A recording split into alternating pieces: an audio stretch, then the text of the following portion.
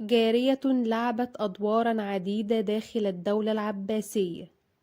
ارتقت من جارية حتى أصبحت زوجة خليفة وأم خليفة. حكمت الدولة العباسية ما يقرب من ربع قرن. فمن هي شغب ناعم؟ ده اللي هنشوفه مع بعض ونعرفه في الفيديو ده. شغب جارية سعت للحكم ووصلت إلى ما أرادت. بدأت القصة عندما شاهد الخليفة شغب وأعجب بها. هي تركية رومية الأصل، أحبها وتعلق بها وأنجب منها ابنه المقتدر بالله.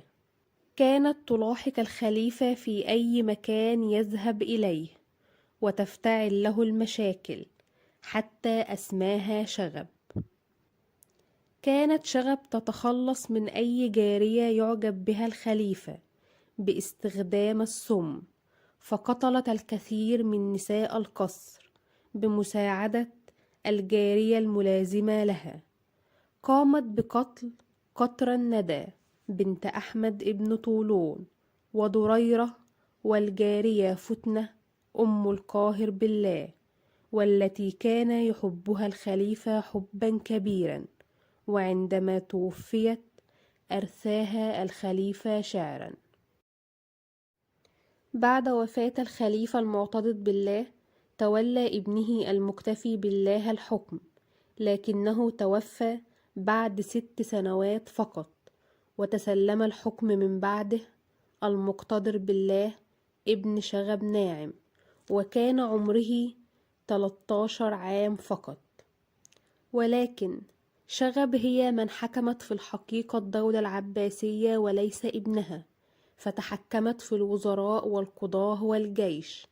أعطاها ابنها المقتدر بالله لقب السيدة، وأصبح اسمها الذي يلازمها في كل أرجاء القصر. أنشأت ديوان خاص بها، وعينت الجارية التي كانت تساعدها في التخلص من ضرائرها في إدارة الشؤون المالية، ثم بعد ذلك قامت بتعيينها في منصب القضاء. أمسكت بقيادة الجيش العباسي وحولته لخدمة نفوذها وسلطاتها. تراجعت أمور الدولة وساءت أحوالها، فتحرك القائد مؤنس بثورة في الجيش ضد ابنها المقتدر.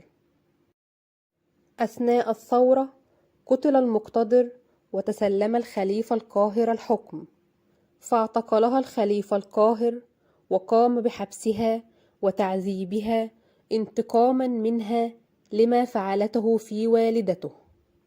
ماتت شغب ناعم لتعطي بذلك مثالا لارتقاء وسلطة ونفوذ المرأة.